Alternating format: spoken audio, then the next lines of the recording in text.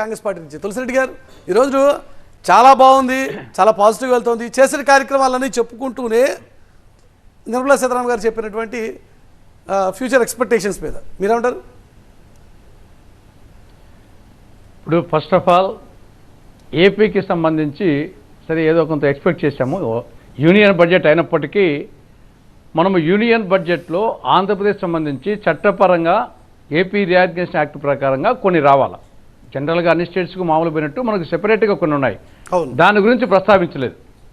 Presidents స్పీచ్లోనేమో Sammakka Sarakka ప్రస్తావించినట్టు ఇక్కడ ఖచ్చితంగా వచ్చేసి ఆంధ్రప్రదేశ్ సంబంధించిన కొన్ని అంశాల మీద ప్రత్యేకంగా ప్రస్తావించాల్సిన అవసరం ఉంది, కానీ వాటిని ప్రస్తావించలేదు. ఆ ప్రకారంగా ఆంధ్రప్రదేశ్కి వచ్చేసి ఒకటి అన్యాయం.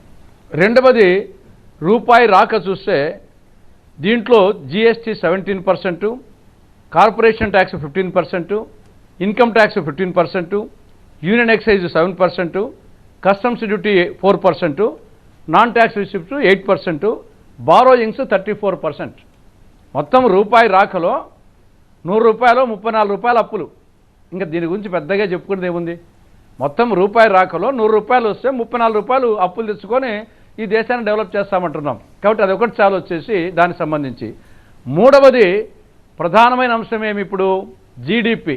జీ అంటే గ్యాసు, డి అంటే డీజిలు, పి అంటే పెట్రోలు. ఇది ప్రధానమైనటువంటి అంశం. గతంలో అంతర్జాతీయ మార్కెట్లో మన్మోహన్ సింగ్ గారు ప్రధానమంత్రిగా ఉన్నప్పుడు లీటరు ఇది బ్యారెల్ ముడి చమురు ధర $140 ఉండేది. అక్కడ కొని ఇక్కడ మనం సరఫరా చేయాలి. ఆ పరిస్థితుల్లో లీటరు డీజిల్ 50 రూపాయలకు, లీటర్ పెట్రోల్ 70 రూపాయలకు, గ్యాస్ సిలిండర్ ఎల్పిజి 420 రూపాయలకు సప్లై చేయడం జరిగింది. కానీ అంతర్జాతీయ మార్కెట్లో ఇప్పుడు దాదాపు ముడి చమురు బ్యారెల్ ధర $60 $70 ఉంది. ఒకానొక సమయంలో $30 కూడా తగ్గింది. కానీ ఇక్కడ మాత్రము డీజిల్ ఏమో సెంచురీ, పెట్రోల్ ఏమో సెంచురీ దాటింది. సరే ఎల్పిజి వచ్చేసి 1200. కాబట్టి ముందు దాని గురించి అది కనుక తగ్గితే ఇంకా మిగతా అన్ని యాక్చువల్గా వినియోగదారులు సామాన్యుడి పాయింట్ ఆఫ్ వ్యూలో ఏమాత్రం రిలీఫ్ కనిపించడం లేదు అంటారు తులసిరెడ్డి గారు. కానీ దేశ ఆర్థిక స్థితి మెరుగుపడుతోంది కదా, క్రమక్రమంగా గతంలో ఉన్నటువంటి అప్పుల సంఖ్యని తగ్గిస్తున్నాం కదా, డెట్స్ తగ్గిస్తున్నాం కదా అన్నది అధికార పార్టీ కానీ లేకుంటే ఫైనాన్స్ మినిస్టర్ కానీ చెప్పినటువంటి మాట కాదంటారా?